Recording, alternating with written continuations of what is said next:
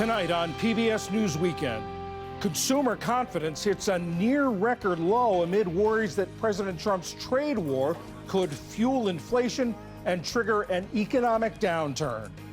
Then the Trump administration dismisses hundreds of scientists helping to write a major report on climate change. And we look back at the catastrophic eruption of Mount St. Helens 45 years ago today. It was the largest natural disaster in U.S. history. The eruption of Mount St. Helens was much more powerful than any hurricane, any explosion of a nuclear weapon. It was a devastating event.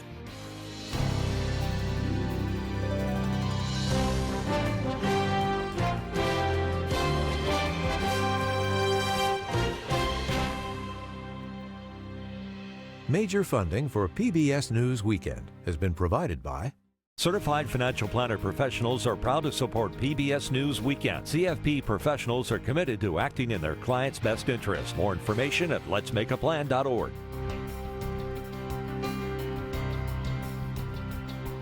the ongoing support of these individuals and institutions.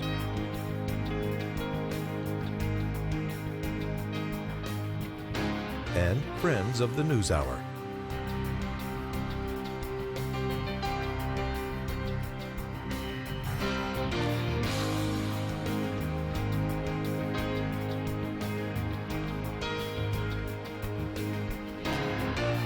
This program was made possible by the Corporation for Public Broadcasting and by contributions to your PBS station from viewers like you. Thank you. Good evening, I'm John Yang. Today, Treasury Secretary Scott Bessent seemed to acknowledge that President Trump's tariffs may lead to some prices going up, but downplayed fears that it would fuel inflation. On CNN's State of the Union, Bessent said he spoke with Walmart's CEO after he announced this past week that the retailer may pass tariff costs along to consumers. Walmart will be absorbing some of the tariffs. Some may get passed on to consumers. But the other thing that's happening is that inflation is down. We had the first drop in inflation in 4 years under President Trump. This past week, a closely watched measure of consumer sentiment slid to a near record low, largely on concerns about trade policy. Ali Rogan spoke about all of this with Erin Lowry, a personal finance expert and author of the Broke Millennial book series. Erin, thanks for joining me. Let's start with the anxiety that lots of Americans are feeling right now, the R word, recession, that's being thrown around a lot in recent weeks. Are we any closer to a recession right now? The situation is we don't actually know whether or not we are in a recession yet. And part of that is because they can't declare if we're in a recession until there's enough data to make that determination. The they is the National Bureau of Economic Research, NBER. And that's the organization that determines and announces the start and the end date to recessions. Now, one of the key indicators is 2 quarters consecutively of negative GDP growth. Now, we had one last quarter. We'll find out in June whether or not there were 2 quarters. So by July, we might know whether or not we have been in a recession this entire time. You've coined the term personal recession to refer to how some people feel despite broader economic indicators. What does that mean, and how can people break out of that sort of cycle? Well, when it comes to a personal recession, that can happen at any time, no matter how the economy is doing. And it largely has to do with your ability to earn an income. So if we think about folks who maybe en masse have been getting laid off lately, there are plenty of people who are already potentially in a personal recession. There are so many Americans that live in a paycheck to paycheck cycle that disruption of a job loss is catastrophic potentially to their personal finances. So even if the economy is doing well and or if the stock market is doing well, it can still feel for some people like a personal recession. And if inflation is going up, cost of consumer goods are going up, everything feels more expensive to you, and it's reflected in your household budget, that's pretty painful. Some of the data shows that the job market is strong despite layoffs. Inflation is slowing somewhat. So why then is consumer confidence still at the low point that it is? Well, if you think about a lot of the goods that consumers are interacting with every day, we're thinking about groceries or gas, prices that if they continue to go up or stay high and cost of groceries especially have felt very high for quite a long time. Unless there's a really significant decline, those are things people are interacting with weekly. If you're seeing all of these prices just go up and up and up or just stay high, that feels like a recession to you. Whether or not the other economic indicators actually conclude we're in one, it at least feels shaky to folks and it can really erode at consumer confidence.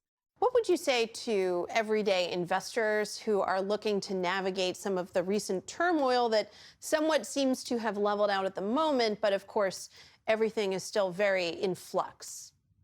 One important thing to remember is that the stock market is not the economy. We so often conflate those two things, but while they play with each other, they are not mutually dependent on each other. So the stock market sometimes does really well while we're in a recession, and sometimes the economy is doing great, but the stock market goes into a bear market. One of the great examples of this is the Great Recession. Back in March of 2009 is when the longest bull run in stock market history that went on for a full decade started. We weren't officially called at the end of the recession until June of 2009. So the bull market started before the recession ended. But I'm a millennial. I remember it felt like we were in the Great Recession for a heck of a lot longer than June of 2009. So even though it still felt really hard to get a job or maintain employment, the stock market did do really, really well during that time. What would your financial advice be for people on either ends of the employment spectrum right now, both those entering the job market and those looking to retire sometime soon? Well, I'll start first with those who are looking to retire. And that is to say, if you do not have a financial advisor, now is a great time to talk to someone, take a look at your investment portfolio, determine whether or not it makes sense to retire into this economic climate, or maybe if it would make more sense to perhaps push the date on retirement.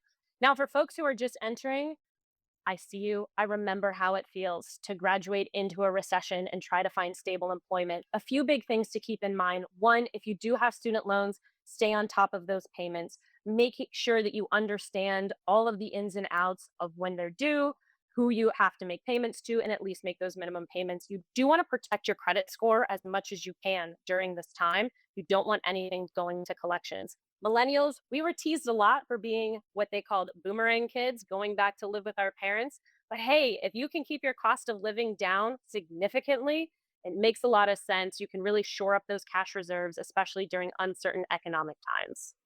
Erin Lowry, thank you so much for your insights. Thanks for having me. In other news tonight, former President Biden's office has announced that he's been diagnosed with an aggressive form of prostate cancer. The cancer spread to the bone, and Mr. Biden and his family are reviewing treatment options with his doctors. The statement said the cancer appears to be hormone sensitive, which means there are treatment options available. The diagnosis came on Friday after he'd experienced urinary symptoms earlier in the week. Mr. Biden is 82 years old. Tens of thousands of people gathered in St. Peter's Square for Pope Leo XIV's inaugural Mass. To greet them, the pontiff used the Pope-mobile for the first time. During the Mass, Leo was visibly moved as he received two important symbols of the papacy, the lamb's wool stole and the fisherman's ring. The pontiff laid out his vision for the church and its 1.4 billion followers. In our time, we still see too much discord, too many wounds caused by hatred, violence, prejudice, the fear of difference, and an economic paradigm that exploits the earth's resources and marginalizes the poorest. For our part, we want to be a small leaven of unity, communion, and fraternity. Among the world leaders attending the Mass was Vice President J.D. Vance. He led a U.S. delegation that included Secretary of State Marco Rubio. Vance and Rubio later met with Ukrainian President Volodymyr Zelensky, who also attended. Tomorrow, President Trump is to speak by phone with Russian President Vladimir Putin about a possible ceasefire in Ukraine. The Israeli military said today that its forces have begun extensive ground operations in Gaza. This as Prime Minister Benjamin Netanyahu announced Israel will allow some food into Gaza in hopes of easing a worsening hunger crisis. The IDF said airstrikes in northern and southern Gaza killed dozens of Hamas members. Gazan health officials say more than 100 people died, including women and children, and that the air assault forced northern Gaza's main hospital to close. Israel blames the deaths on Hamas, saying the group operates in civilian areas. The FBI has identified a 25-year-old man as the person responsible for yesterday's explosion outside a fertility clinic in Palm Springs.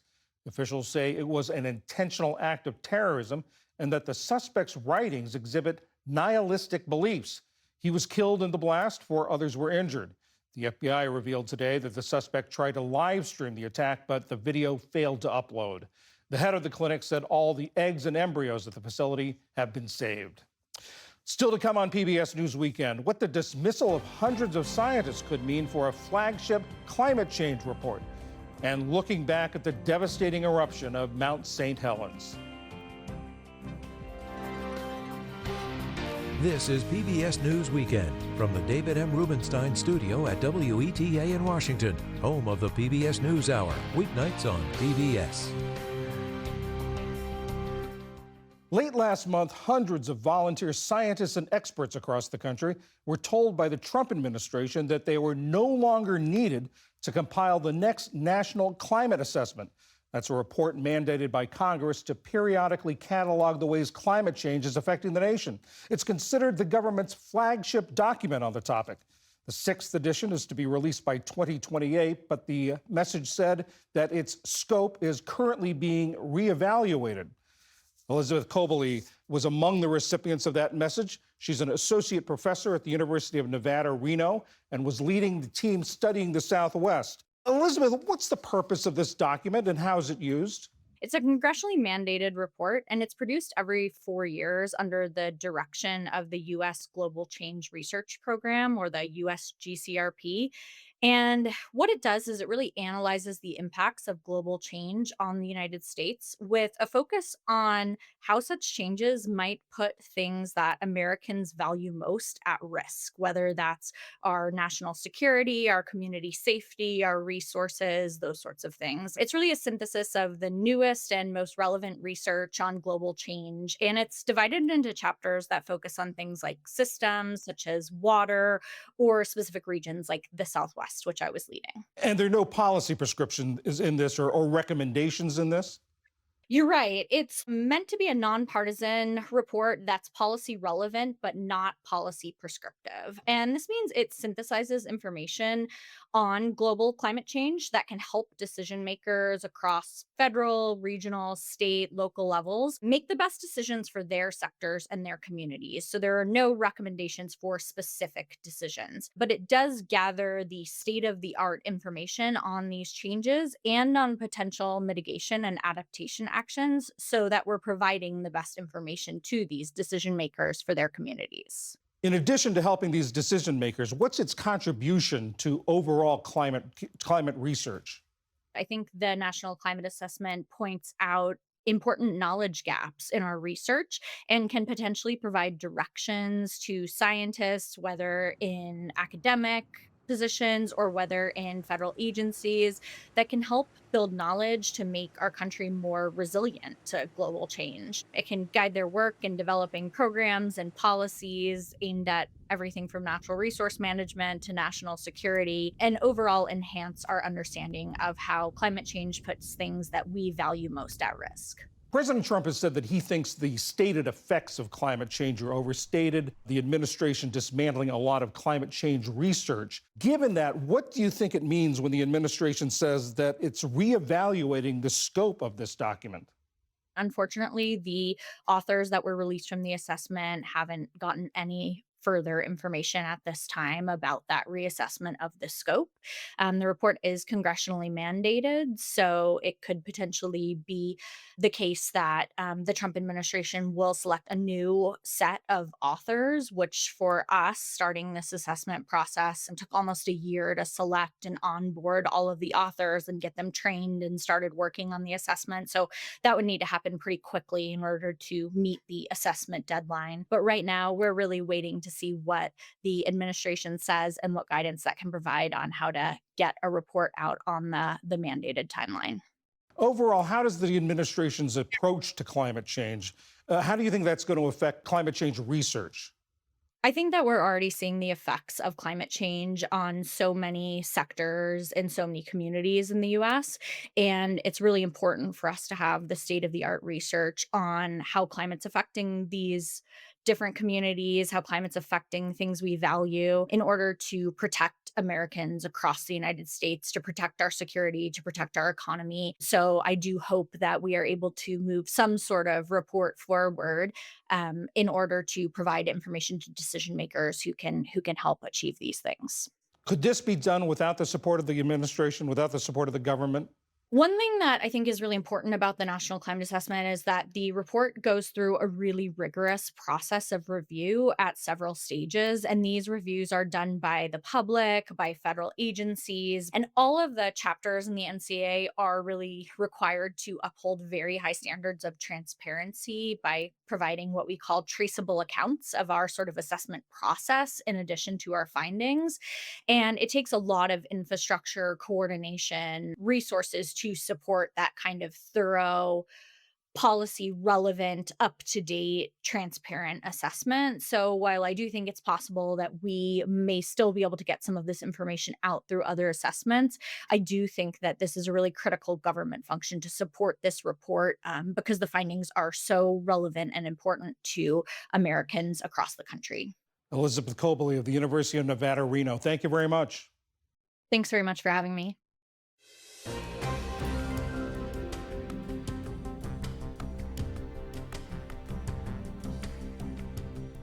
Tomorrow, President Trump is to sign the bipartisan Take It Down Act. It calls for stricter penalties for posting sexually explicit images online without the subject's consent or with harmful intent. That's sometimes called revenge porn. Ali Rogan is back with a conversation with Lori Siegel, a tech journalist and CEO of Mostly Human Media. Lori, thank you so much for joining us. First, let's talk about some of the terms that this law deals with. There's deepfake pornography and there's revenge porn. Let's talk first about what those mean. Sure. It's interesting. First of all, a sexually explicit deepfake is essentially as if you're looking at a photo of yourself nude. It is not you. That was used with artificial intelligence. So now you see the rise of apps and the rise of technology that enables people to digitally undress someone in a couple clips. And then revenge porn and non-consensual imagery is essentially if someone has a nude image of you and puts it out there without your consent. I think consent is the biggest word on all of these. And so what does this law do? How does it work? It's the first federal legislation that actually addresses both of these issues, non-consensual imagery and sexually explicit deepfakes. And what it does is it criminalizes the publication of these types of this non-consensual imagery. And it also requires tech platforms, once a victim has reported this, to remove that imagery within 48 hours. So over the last couple of years, we've seen a lot of state laws that are popping up that vary in scope. Some are civil, some are criminal, that try to address this type of thing. Same with non-consensual imagery and these revenge porn laws. But we haven't had a federal law. And so, a federal law that actually addresses this and criminalizes the publication of this makes the stakes a lot higher. And what have those tech companies been saying, the ones that are going to be in charge of compliance? A lot of tech companies are behind this, right? You have Snap, Meta has come out and supported this. There are some issues that people are saying, well, could this become a free speech issue? Could people report content that they just don't like and try to turn this into something for their own benefit? And so there are folks in the free speech space and area that are a little bit concerned about this. But largely, I would say this is a bipartisan effort that folks have come forward, and a lot of folks are behind this. I know another piece of criticism that some of those groups have leveled is the idea that tech companies might just paint too broad a brush and censor everything just because they don't want to have to deal with individual cases of determining whether something needs to be taken down.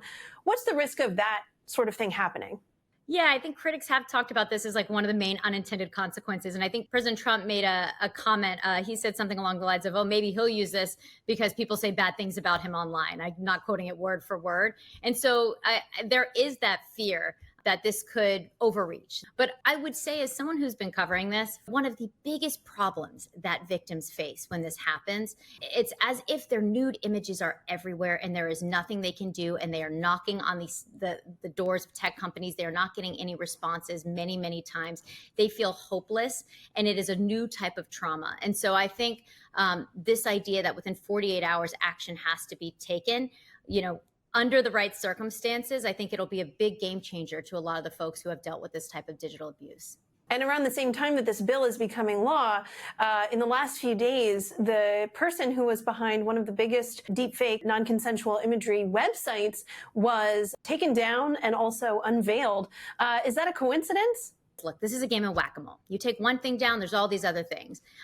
And what this site was called Mr. Deepfakes. It's no longer, it's no longer in service. At its peak, 18 million people were actually going to this website that literally took the faces, the images, and created hyper-realistic deepfake pornography. It was a nightmare for so many women. It took so many things. It took laws changing in the UK, and also, I would say, investigative journalism and people shouting out loud that this isn't okay. I mean, we went out to Canada and we confronted the man we believe to be behind this with a tremendous amount of evidence and asked for comment. He was living a double life. He created an army of Mr. Deepfakes. And so I think we almost have to create our own army. And that army includes legislation and laws and accountability at tech companies. And unfortunately, victims speaking up, and many of who had, about how this is real abuse. It's not just something that happens online. There's a real impact offline. Laurie Siegel, CEO of Mostly Human Media, thank you so much. Thanks. It was 45 years ago today that Mount St. Helens, a volcano 50 miles north of Portland, Oregon, exploded in a spectacular and devastating eruption. It triggered the biggest landslide in Earth's recorded history. 200 square miles of forest was flattened. The ash cloud eventually reached the northeastern United States. 57 people died, making it the deadliest and most destructive volcanic eruption in U.S. history. Steve Olson is the author of Eruption, the Untold Story of Mount St. Helens. Steve, remind us, take us back. Just how big, how devastating was this explosion, this eruption? Oh, it was an incredible event. It was the largest natural disaster in U.S. history. The eruption of Mount St. Helens was much more powerful than any hurricane, any explosion of a nuclear weapon. It was a devastating event for Southwest Washington State. 45 years ago, but are effects still being felt in certain parts of the region? They are, actually. Communities downstream from Mount St. Helens are still dealing with sediment that was washed down in the eruption that keeps coming down the rivers and clogs water intake pipes and fills up the rivers, making it hard for boats to get through. The eruption generated so much sediment that scientists don't actually know what to do with it. They've erected a dam to try to control it, but no, it's going to be an ongoing problem for decades, I'm sure. And that's even assuming the volcano doesn't erupt again. Now, most people think of a volcanic eruption as going up. The mountain sort of blows the top off. But I understand this went sideways. It was lateral. Is that right? It did. And that was one of the reasons that the danger zones around the mountain were so close to the volcano. Of the 57 people who died, 54 were outside the danger zones. And the 3 who were inside the danger zones actually had permission to be in that area. Before 1980, volcanologists didn't have a lot of experience with volcanoes that collapse. But since Mount St. Helens, because of all the lessons that they learned from that eruption, they've actually identified hundreds of volcanoes all over the world, some on other planets, that have done just that. They have collapsed and then rebuilt themselves back up and then collapsed again. So has Mount St. Helens sort of given scientists a place to study this, a place to study these kinds of eruptions? It has been. No, it's probably been the most important volcanic eruption in the history of the study of volcanoes. There were a lot of people around the volcano who were taking pictures of it. Some of them did not survive, but a lot of people survived with their photographs. And those photographs just provided incredible documentary evidence of the eruption and its aftermath. As I understand, the U.S. Geological Survey said that before 1980, the last eruption was, I believe, 1857. But there were warning signs, weren't there, that some rumbling starting in March? And has this taught anything to scientists or emergency preparedness people that's been used over the years? there were warnings. And that was a warning that magma was moving around underneath the volcano. So scientists started monitoring the volcano using the technologies that they had available at the time and trying to figure out what the volcano was going to do. Since then, technologies have been developed that allow much more accurate and careful monitoring of volcanoes. There are many more seismometers that are around volcanoes. You can use GPS or radar to measure the movement of the ground so that you know that magma is moving around in there. You can measure volcanic gases. And so volcanoes are much more closely monitored now than they were in 1980. But nevertheless, yes, in the 2 months before the big eruption of Mount St. Helens, lots of volcanologists came to that area and were keeping a close eye on the volcano. There were lots of people, lots of communities who either lived through it or lost family members in this. What's the legacy for them of Mount St. Helens? Lots of people in Southwest Washington and elsewhere lost family members that day. And so for them, this anniversary is sort of a day of remembrance. But it's also a day where a lot of people in Washington State and elsewhere are reminded how lucky they are that they weren't killed by the volcano.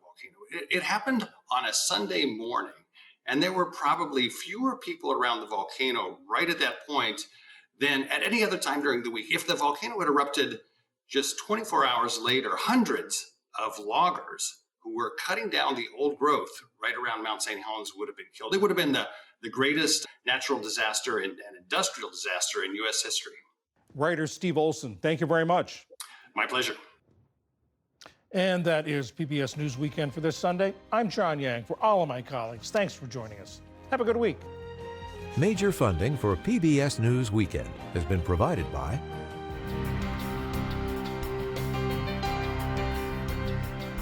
the ongoing support of these individuals and institutions.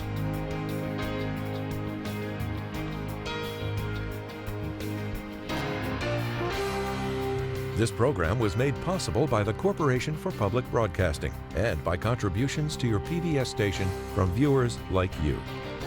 Thank you.